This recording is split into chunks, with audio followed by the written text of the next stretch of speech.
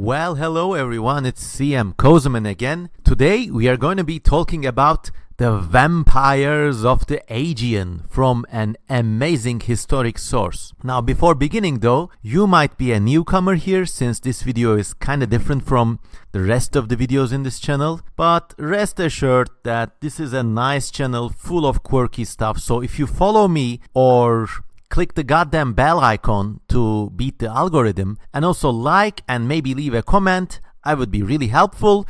We have a vibrant community of nearly 42,000 weird, quirky, smart, intelligent, and overall outlier people down here, and this channel is the channel that keeps on giving. So, while you're at it, also consider supporting me on Patreon, and if you like what you listened, check out some of my other videos and maybe even click the CM Kozeman merch store and maybe buy me a coffee.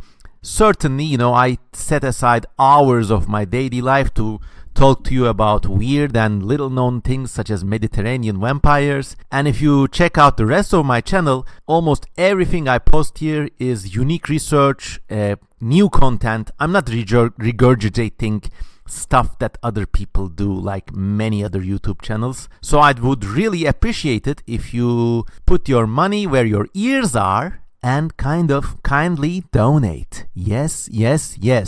With that out of the way, let's freaking go. Now, when people think about Vampire Island, few people in this present day would think about the Aegean, the great island speckled sea between Greece and Turkey, full of holiday destinations. If you're a Brit, you probably may have heard of this place or may have gone on holidays there. It's really a heavenly corner of the earth. When people think about Vampire Island, they mostly think about, probably in this day and age, some weird like misty Romanian island in Transylvania or some shit, or maybe faintly like some like sort of mystical Japanese island full of weird Japanese vampires and demons. But no, actually, until quite recently, the Aegean Sea was actually a desolate and hard to reach part of the world, and it was very close to Europe, and because of that it was all the more mysterious. Now, I have found a lot of sources about Aegean vampires, so the book I'm going to read from is not the only place where this is mentioned, but in the present day and age it's like a long forgotten and like quite obscure and weird part of global vampire lore. And the book I'm reading from is The Aegean by James Emerson, Esquire. The full title is Letters from the Aegean, and it was published in 1829. Now, a little bit of context. In 1821, there was a little something called the Greek Independence War, or the Greek Rebellion, if you're looking at this from an Ottoman perspective. And it was a very long and bloody conflict. And while it was about Greeks seeking independence, there was a lot of people caught on both sides of this conflict. When Greece became independent, it only housed the minority of Greeks. It was only Athens, Moria, and some other places around it. Vast number of Greek people still lived in the territories of the Ottoman Empire, so it was a very bloody and convoluted time, and people were like really killing each other left and right. And now many sources won't tell you that, but actually the first genocidal massacres of Jews in the European mainland took in the context of this so-called Greek independence revolution. And the Greek rebels, the first thing they did when they took over a city from their Ottoman masters was to kill all Jews and Muslims living there, and usually no quarter was given. And of course, the Ottomans were pretty brutal in their reprisals too. There's no denying that. Now, I am a Turkish citizen, and I will try to be pretty like as non-biased as I can be on this subject. But I mean, suffice it to say, the opinions I have on this matter are shared by a great majority of people. That's a very political statement to answer things and say nothing, by the way. And I've been to Greece, I know the Greek language, I can read it, Xero Ligo Ellenika, I can even speak it a little. I have only good feelings for my Greek friends and followers, so in that respect I'm not an irredentist, let me say that much. So the context of this book, Letters from the Aegean, takes within the scope of that Greek War of Independence. The war is still going on. Tensions are high. Turks and Greeks are killing each other left and right. So it's overall a bloody time. And this guy Emerson goes there and like looks around, and basically without like, this is what I like about these old travel books. They don't care much about what their book will be like. They're not very academically rigorous. So they just write about anything and everything that's interesting. And usually this makes for some great reading. I mean, I really recommend these books. If you support me on Patreon, I will even be sharing free PDFs of this book there. So you can pick it up and read it there yourself. And the great thing about this book is that it's full of these minute details about weird things. If this book was written in the present day, the author would be kind of put into a straitjacket, so to speak, about what kind of narrative this would have to be. Are you writing about the war? Are you writing about geography? Are you writing about nature? You know, and maybe there would be sources and citations all over the place. And the closest books in the present day that come to this freedom of narratives are travel books, but even they are constrained and limited by the provisions of their genre, so to speak. But no such hassles then, you know, this book is full of weird details and literature, and like one of the most poetic and sublime details I like, for example, is the way the author says that in the Aegean, all the sails are white because they're hewn from cotton, which is grown in southern Turkey and Egypt. Now, even in Europe, all the sails are shit colored because they're made from flax or like hemp or linen, whatever. So it's just like a nice thing about this part of the world, that despite its bloody history, it's still more full of life and makes a person feel more like a human being than the sodden, sordid, goddamn satanic Mephistophelian lockstep lifestyle of quote-unquote the West. Anyways, without much ado, let's go on with the vampire lore from the Aegean. Now, this is concentrated mostly on the island of Santorini. Now, in this day and age, Santorini is like a travel island, you know, a fancy island. I'm going to Santorini with my friends, going yachting, being a yacht girl. But in that day, Santorini was a really desolate place, just a naked stretch of rock on which people barely scrape out a living. So it was a weird place like that. And we are going to be reading all the 3 stories about vampires in Santorini. And I'm going to be narrating the book, and then I'm also be giving my opinions about it. So without much further ado, let's go. So let's take a sip of the Cosman coffee. Yeah. And I'll remind you one more time to donate, please, to keep the coffee flowing. And let's go on with the reading. Letters from the Aegean by James Emerson, Esquire, printed by J.J. Harper in New York in 1829. So this guy basically travels around the whole of the Aegean and like meets people and just talks about his adventures there. Okay, let's go. Our companions related to us numerous traditions of Santorin. That's the old name of Santorini, which, by the way, blew up in a huge volcanic eruption in historic times. And even as late as the 16th century, there were like volcanic emissions and like weird geological stuff happening there. So this is what the author is talking about.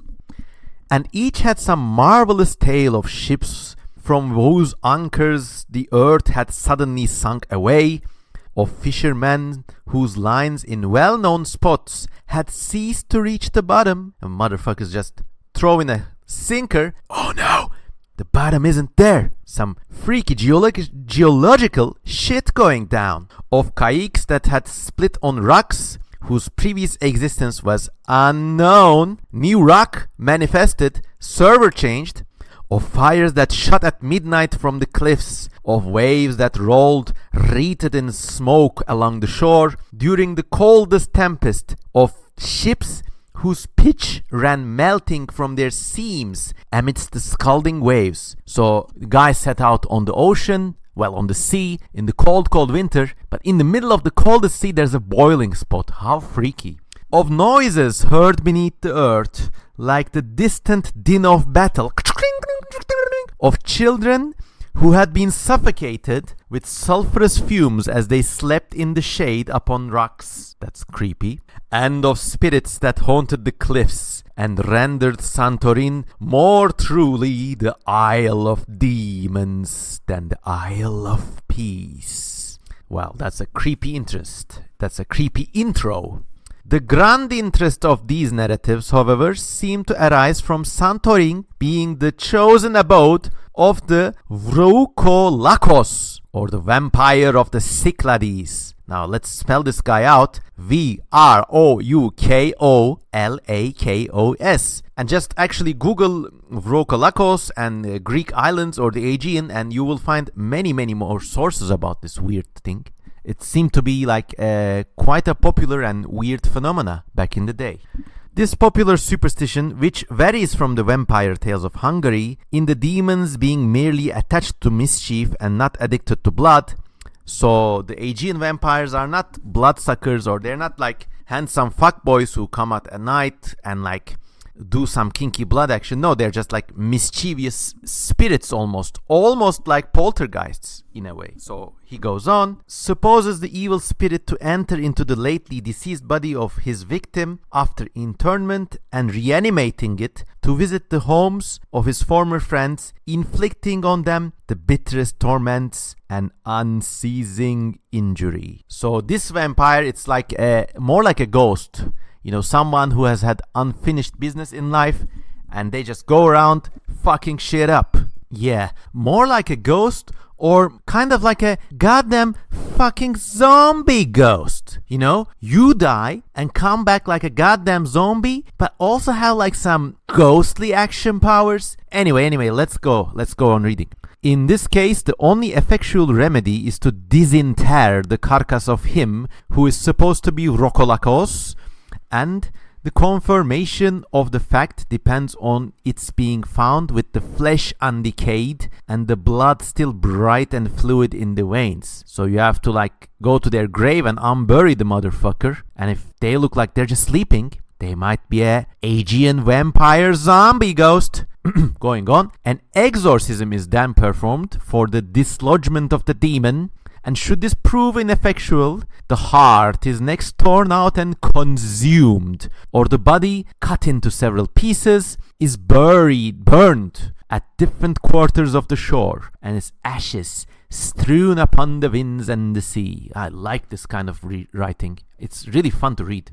The origin of this belief, or rather its locality in Santorin, may arise from the antiseptic nature of the soil, he says. So all throughout the book, the author kind of wants to find explanations. Remember, this is just the like early decades of the Enlightenment. So the author is always like searching for scientific solutions to mystical phenomena. But in other parts of the book, he's also like trying to find connections between life at then contemporary Aegean and the Bible, actually. Or like he goes to stuff like he notices how Greeks sometimes don't drop anchor but physically beach their boats during nights, and then he finds some Bible verse saying like our boats were drawn up from the sea or something like that, and he kind of wants to make connections hinting that this was the land of the Bible, maybe in order to appeal to American or like religious readers overall, or maybe because he has an agenda, we don't know.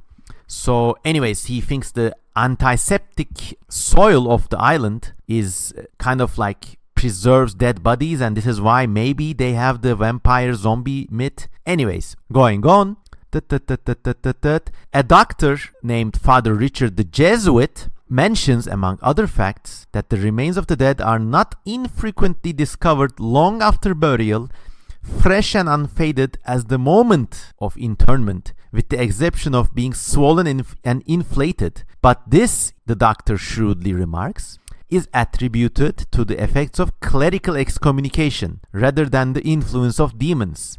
So the doctor says, yeah, the earth is kind of antiseptic, that's why the bodies don't decay, but they kind of swell up. But because this is like some sort of weird time in which like religion and like incipient science coexist, he thinks, oh no, it's no demons, man, totally not like that.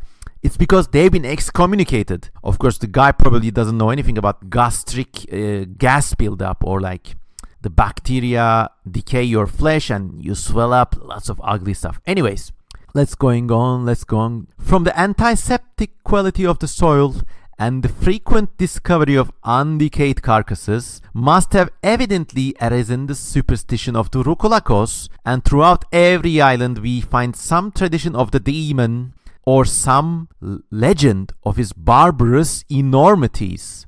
All, however, are not equally vicious, and one of the tales of Santorini relates to a shoemaker called Alexander. Now here, the author launches into 3 amazing stories of Aegean vampires. So this is story 1. Shoemaker Alexander, who inhabited the town of Pyrgos. This is a small town in Santorini, and whose reanimated corpse was employed only in acts of kindness and affection.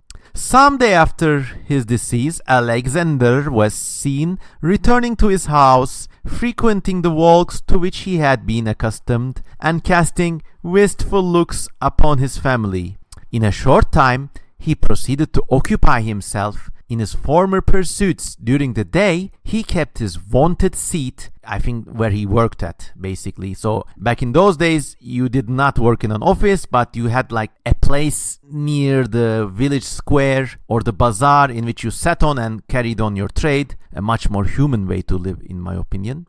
So he kept to his seat, employed in the mending of papooses of his wife and children. Papooses are like shoes. In the morning, he went to raise water from the cistern. Remember, this is a desolate island and they did not have plumbing back then.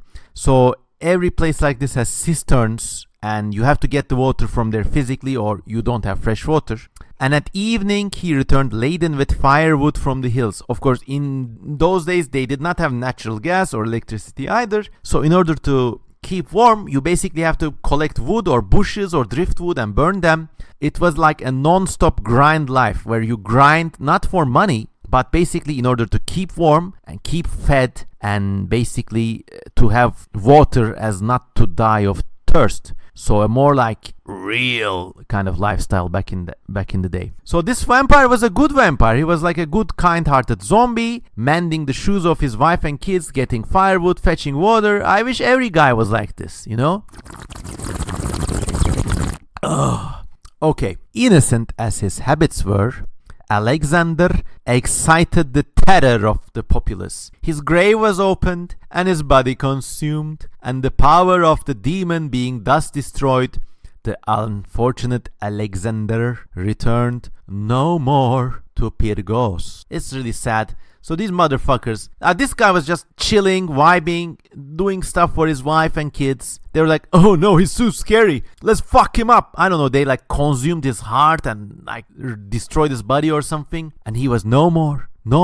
All throughout these stories, you kind of see that you have these hints in the background, basically saying that people are shit and people in large numbers are even more shit. So there's a cautionary tale for all of you out there. Like, is the real vampire the demon or is the real vampire us? And by the way, also let's clarify the distinction. The author talks about the demon all the time. Now the demon is like whatever spirit or essence that enters these people's bodies as they reanimate and come back to life in order to do their stuffs. And thus ends the first story of Alexander, the good vampire of the Aegean, in the island of Santorini, or back in those days, Santorin. Now let's go on with a second story of a kinda more nefarious Aegean vampire. All right. But the most renowned Vrokolakos of Santorin was Janatti Anapliotis, whose tale is quaintly related by Old Richard. We don't know who Old Richard is. But also remember, like, these legends, they're still fresh at the time of writing, which was 1829. They're not like an ancient legend or like something that happened a few centuries ago. These are things that happened within the memories of people who were then alive at the time. So in that respect, the ghosts of Santorini are also quite interesting.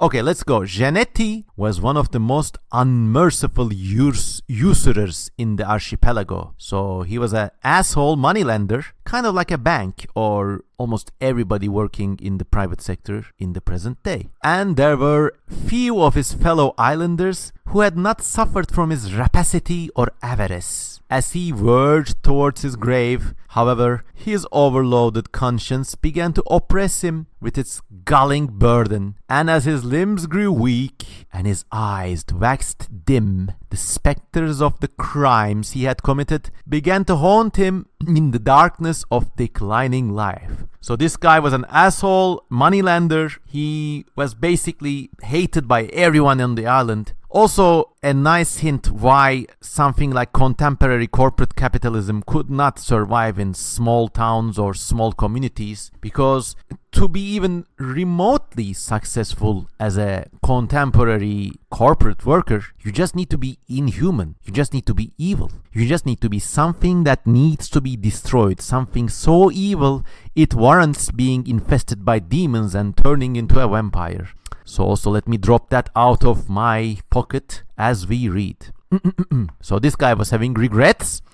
By the advice of a priest, he was induced to set apart a portion of his sin-purchased wealth for the purpose of making restitution to those whom he had wronged, and to proclaim throughout the 15 villages of Santorini that instant reparation would be made to all who should advance their claims. So he says like, okay, I've been an asshole, I'm gonna give my money back.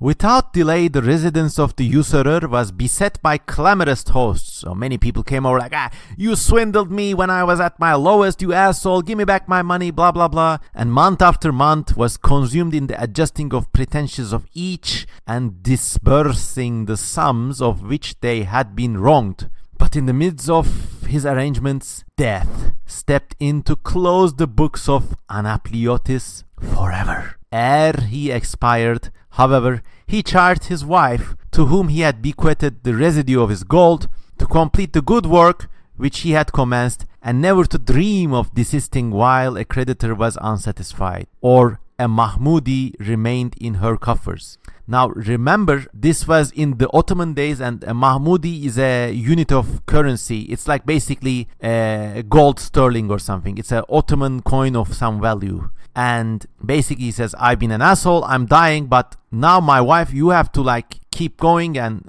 give all these people back their money. But the burden of remorse did not press so deadly on the conscience of the lady as it had done on that of her lord. So she was like, I got all this money, why am I giving it away to these people? It was like his bad deeds and now he's done. I don't get it.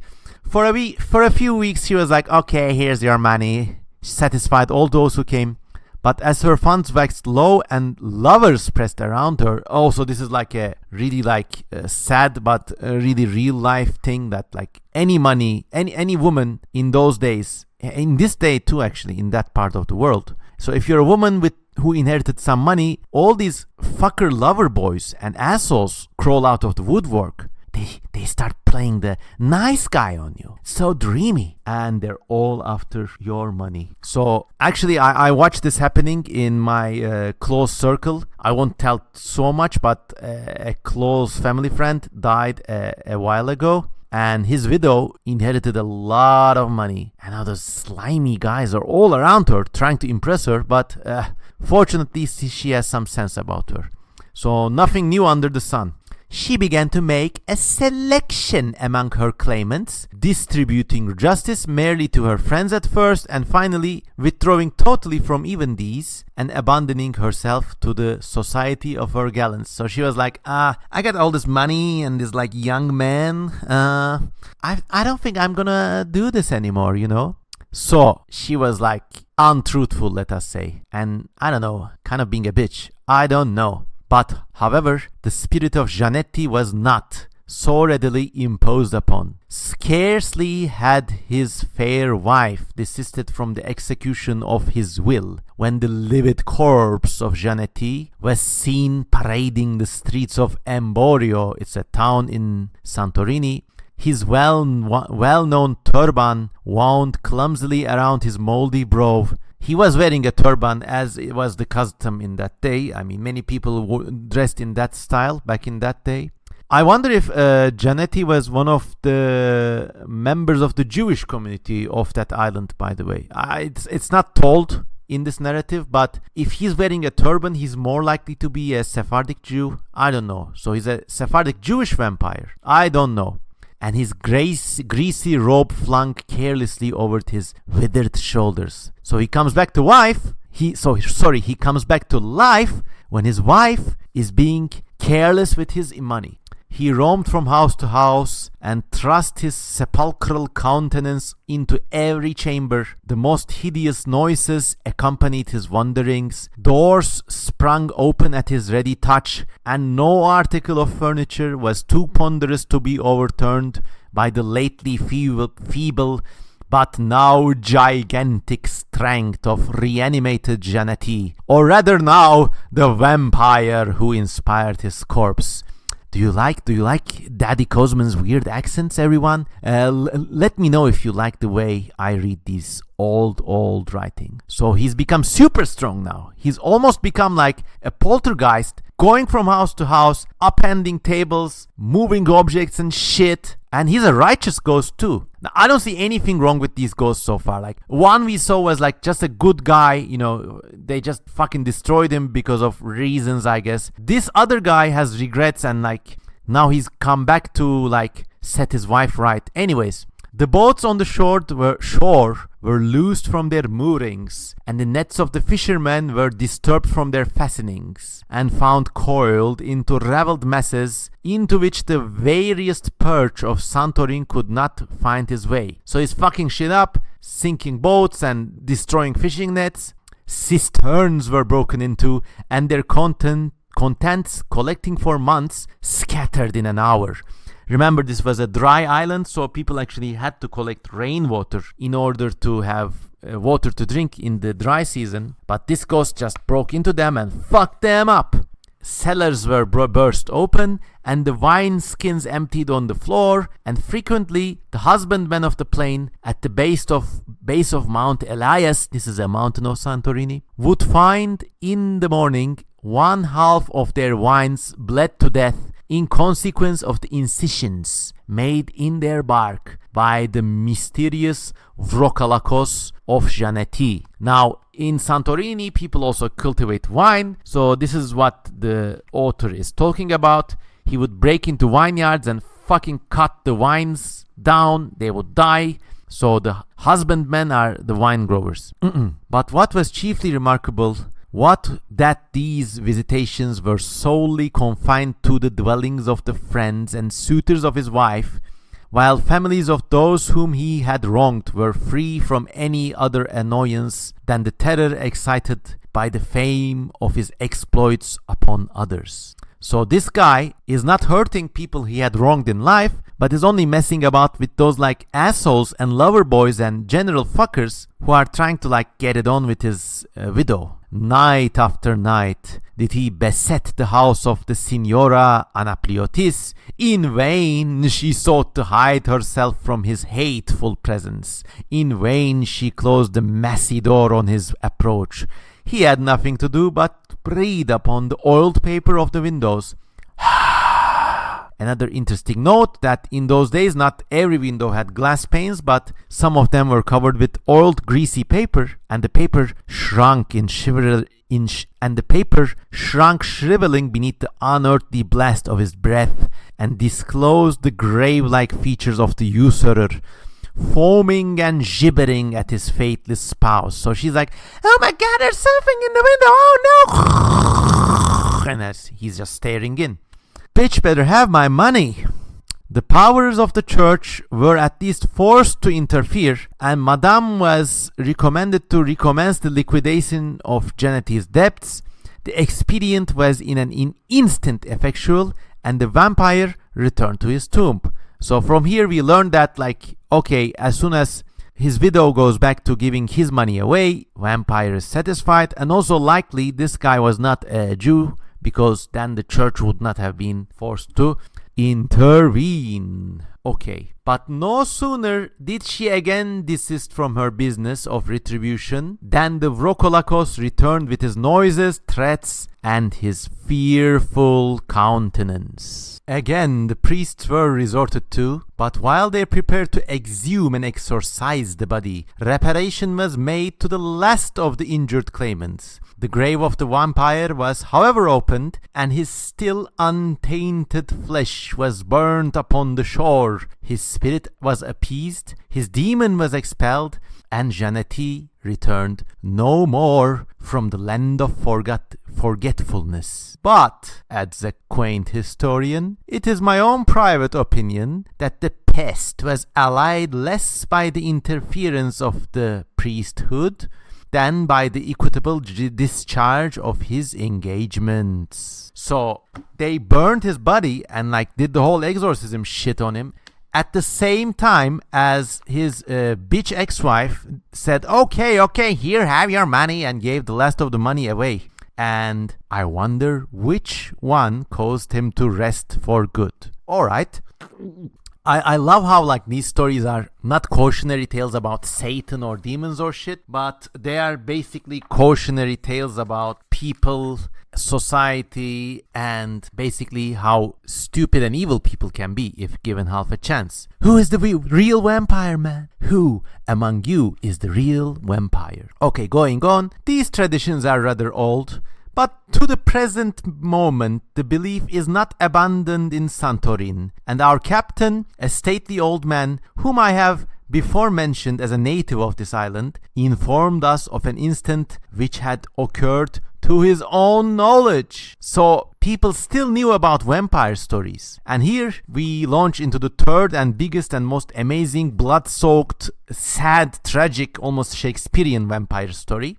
The story of Demetriogikas. Alright, let's go. Demetriogikas came from a family where the father was a wine merchant who lived high in the plain of St. Stephen on Santorini again, a district to the south of the island, remarkable for its fertility, and the only landing place in Santorini for ships can anchor. Demetrio had been brought up to the profession of his father. Until he was 16, his time had been exclusively devoted to pruning wines. Remember, wine culturing is a big industry on this island. Pressing grapes and tending to the subterranean cellar of his father, which was hollowed out of the rocky cliffs near the shore. Occasionally, too, he had gone aboard in boats which conveyed the wine to nearby islands like Syra and Cyprus, but with the exceptions of these excursions, Demetrio had never been beyond the bounds of his small native islands. Alright. His betrothed bride was the daughter of another merchant. Her name was Stefania, or Estefania Cecchini, and her mother was a sister to the father of Demetrio. So he had a cushy arranged marriage waiting for him. Their attachment from childhood had been ardent and mutual, and often when the business of the day was done, the young Demetrio, would steal in his little boat along the shore to visit her, or cross over the hills that separated his village from hers, and pass the long twilight wandering along the cliffs with her, or accompanying her songs with the guitar in her garden. So they had a really romantic childhood friends, destined to marry. Things were looking good for this guy. But then, in the summer of 1822, she was to complete her 15th year. It was a natural age to marry in those days. And Demetrio and her would then be united in the church at Scauro, that's another part of Santorini. In the meantime, his father had agreed to divide his vineyard with his son, and arrangements were made when Demetrio should return from his next voyage to sell wine at the island of Tenos. So he had one last trip to a nearby island, and then they would be married. And also it's amazing to note how the father divides his property up beforehand.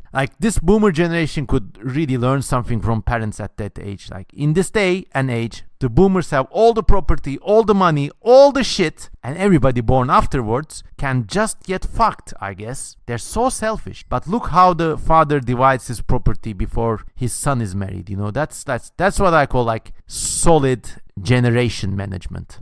Anyway, let's leave it at there and go back to the bloody and tragic vampires of the Aegean. Okay, so Demetrio was sailing on this boat and the weather was cold and stormy, and as they were sailing, remember this was just 1 year after the Greek insurrection began, so the sea was crawling with Turkish patrols and Greek pirates. A few miles on, a Turkish squadron, which was sailing with supplies for the Ottoman garrisons in the south of Morea, surprised them. Their enemies were too near for them to think of escaping, and the Turks gave them but a short time for reflection. A gun was fired on their bows, and Demetrio was forced to shorten sail and await the approach of a corvette, which made directly towards him. So he was captured by the Turkish fleet. In course of a few minutes, being found to be Greeks, they were captured and taken prisoner aboard. The boat was fastened to the Turkish vessel, and all proceeded on their way towards Coron and Navarino. These were ports which were then still in Turkish control. Okay, then they were like prisoners in this place. For a few months after landing in the city, Demetrio was employed as a slave by his Turkish captors. And he was occupied from morning until evening, working on fortifications. And at the end of that period, he was sent along with 50 other Greek captives to be occupied again in a similar manner in a fortress at Navarino, which was expecting a siege by the victorious Greeks, who had already taken Tripolitsa and Malavasia. Now remember, this Greek insurrection was a big one, and they were the majority in those parts, so they rose up, successfully captured a few cities, committed a genocidal massacre on all Muslims and all Jews living in these places. Look that up, by the way.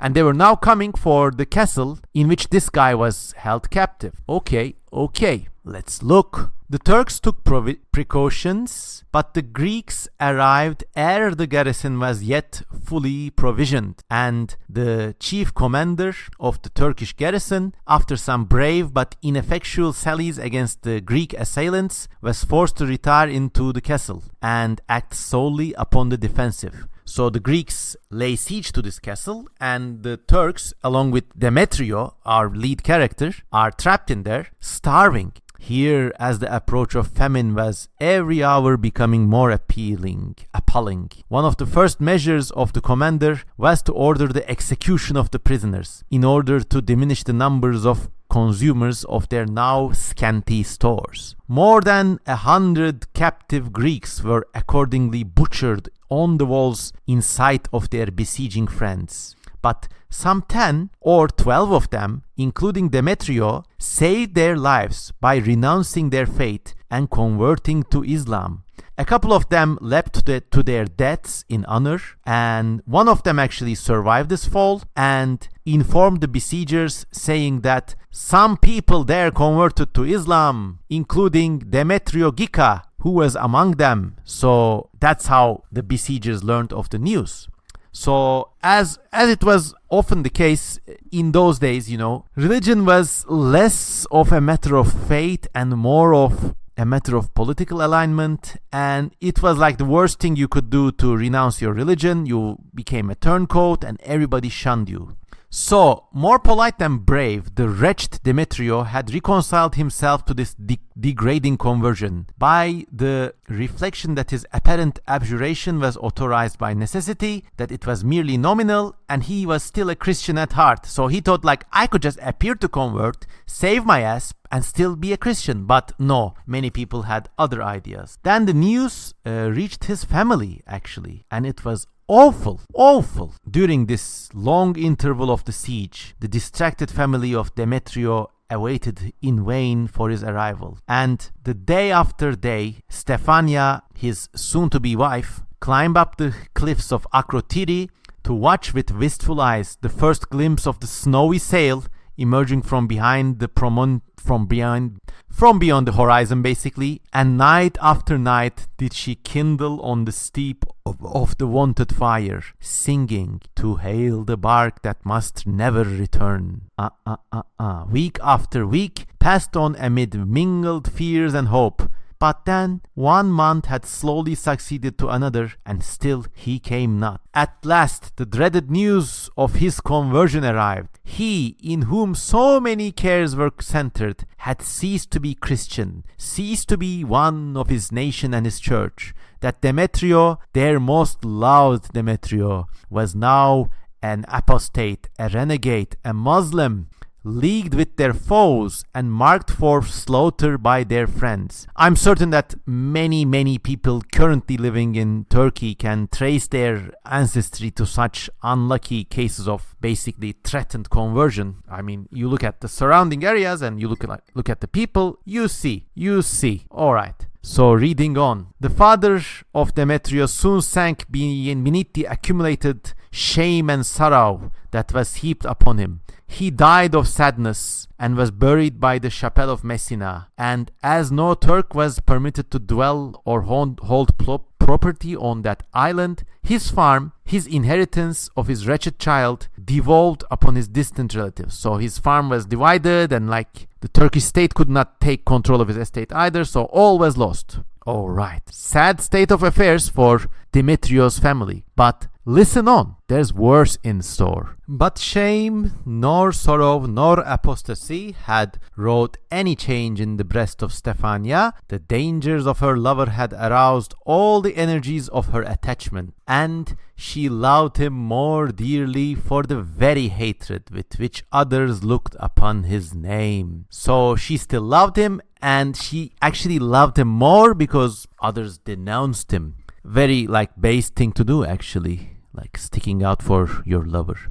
In her breasts, hope had not yet been extinguished. He still lived, and she knew not but heaven himself might yet enable him to return to his unhappy home. And even there, were he to be shunned by all the world, still her heart was, like his own, unadulterated, and abandoning the rest of humanity, they might fly together to some safe retreat, sacred only to love, and far from the tongue of shame or the breath of infamy. But the views of the Cecchini were far different, and he absolutely started with horror when he heard his daughter expressed hope for the safety of Demetrio and his speedy return to claim her. She, Stefania, his child, we are talking about the girl's father here, the wife of an Ottoman? Never. No, all bonds between them were now dissolved forever by his apostasy. His name was blasted, his family dishonored, his possessions were estranged. Henceforth, Stefania must learn to forget him. Now, not only is he now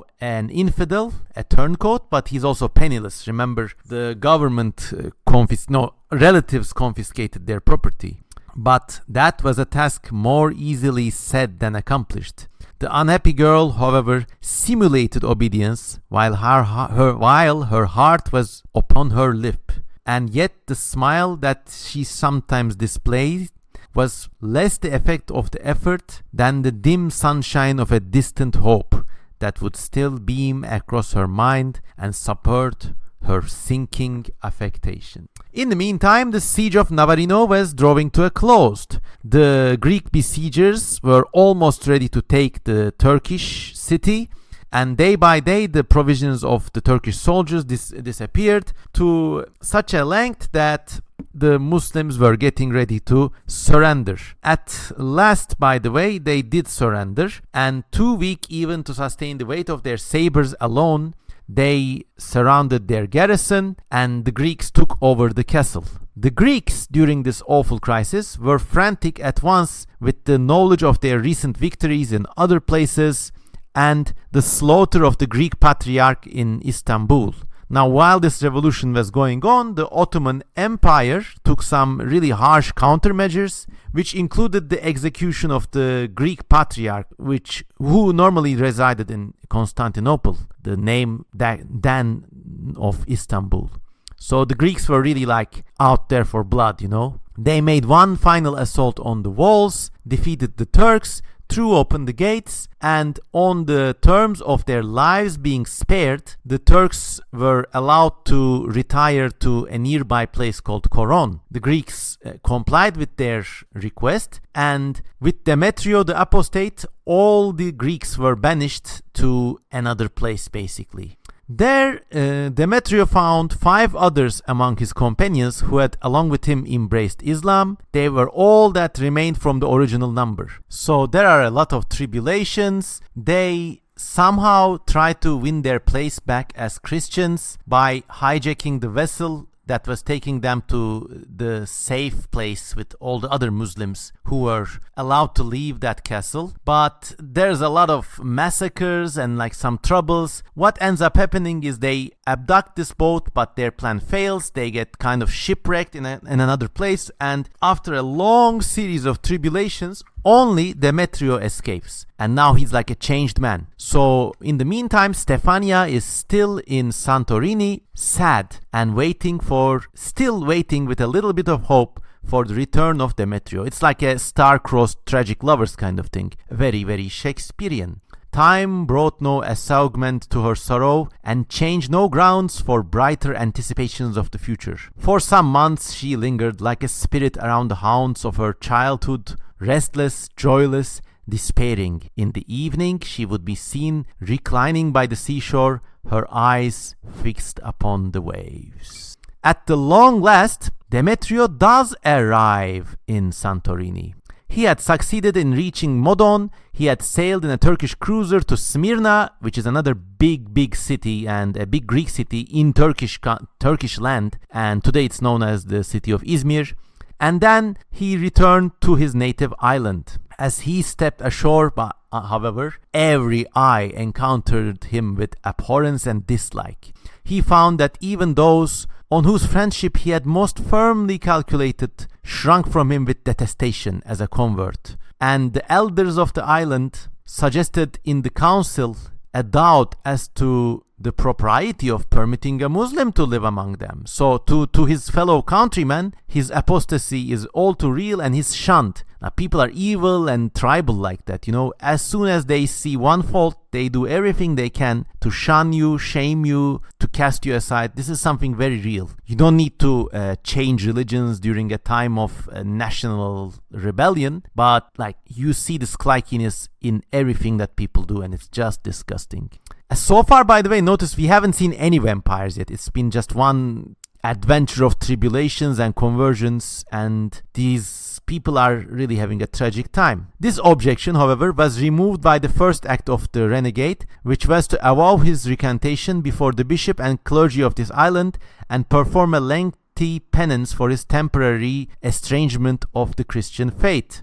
But no expiation was sufficient to wash away the impression of his crime from the minds of his countrymen. Shunned, despised, and avoided, he wandered an exile in the land of his birth, where every eye was cast aside and every door was closed against him. Demetrio could not even secretly meet with Stefania, because just before he had arrived, it seems, Stefania had died of sadness.